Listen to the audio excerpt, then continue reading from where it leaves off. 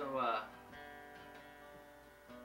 in my so far very short career as an actor, short films and otherwise, I've had to simulate or act while using various substances, usually of the illegal nature. And it's hard for me because I'm not somebody who partakes in a lot of cigarettes or alcohol on a regular basis. So trying to do it and make it look authentic is somewhat of a challenge, especially when you're, I don't know, having to take a bong load of some sort of random legal herb that was ordered off the internet. That being the case in one of our short films, Getting Off at 3 a.m., in which my character has to take a large rip off of a bong. I had never done that before, so it was a tobacco product or something like that. I don't remember what the exact product was, but I can tell you that having to take a giant lungful of it was extremely painful, especially for lungs as pure as mine. And so it was hard because you're supposed to, I think, you know, in stoner culture, the popular way to do it would be to hold it in for as long as possible to get the maximum effect out of it, which was not a possibility in that shot at all. There was no way I was going to be able to hold it in, so we got, you know, the taking of the clearing of the chamber, if you will, and, you know, about 0.5 seconds after that, and then at that point I was coughing like a madman, so that's all we could use. But this seems to be a continuing trend for characters I play, that I always wind up having to do some sort of substance abusing. So then when we moved over to the roomies, this time it was more joints, I guess, doobies, and so there was a lot of doobie rolling and a lot of doobie smoking in the roomies, which this time I was using just top tobacco. I think the cheapest of the rolling tobacco you can get.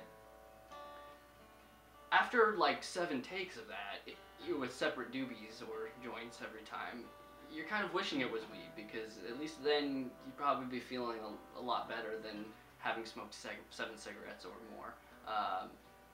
And just the smoke getting in your eyes and all up in your face every take, you know, but it's what you gotta do. Another memorable one was that we had at the bar scene in the beginning of the roomies, we're all sitting there drinking beers by the pint, and if I remember correctly, it was like non-alcoholic beer that we had just gotten, because it was probably, I don't know, 7, 8 o'clock in the morning when we shot that scene, and nobody really wanted to get wasted that early. So, plus, you know, if you're getting drunk while you're acting, one of two things will happen. You'll either start acting really good, or you'll probably just be a total fool and not know what you're doing. So we got the non-alcoholic beer, and we just filled pint glass after pint glass of wonderful. I don't know who drinks that stuff. Why does that exist on the market? Who wants to drink beer for the flavor? It's not really that good, especially the cheap stuff. So there we were, chugging pint after pint at like 8 o'clock in the morning of non-alcoholic beer, and it was just quite a mess. But none of that is probably nearly as bad as what we did on John Garcia's film, Tandem Hearts. We were supposed to be hitting weed off of a little glass piece, a little pipe, you know, with a carb and everything. Well, I don't know who landed on, I think it was John's idea, to get Dejarum Blacks, which are a clove cigarette, you know, smoked for the flavor. I think it was his idea to use that, just because he thought, oh, it'd be doing the actors a favor, at least it's a sort of pleasant tasting thing to smoke, although it wouldn't look anything like the real thing, but we weren't going to get that close.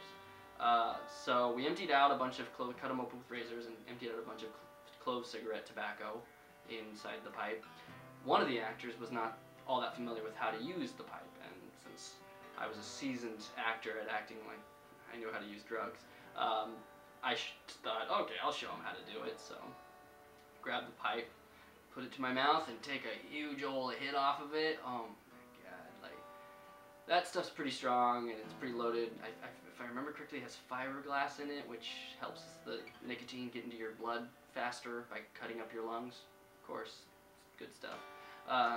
So yeah, I was kind of retarded for like 2 minutes after that. I took such a giant hit of Dejarum tobacco, and I seriously thought something was wrong with me for a second. I didn't know if we were going to be able to shoot this scene because I had just gone totally numb and I was like falling over and drooling, I'm sure.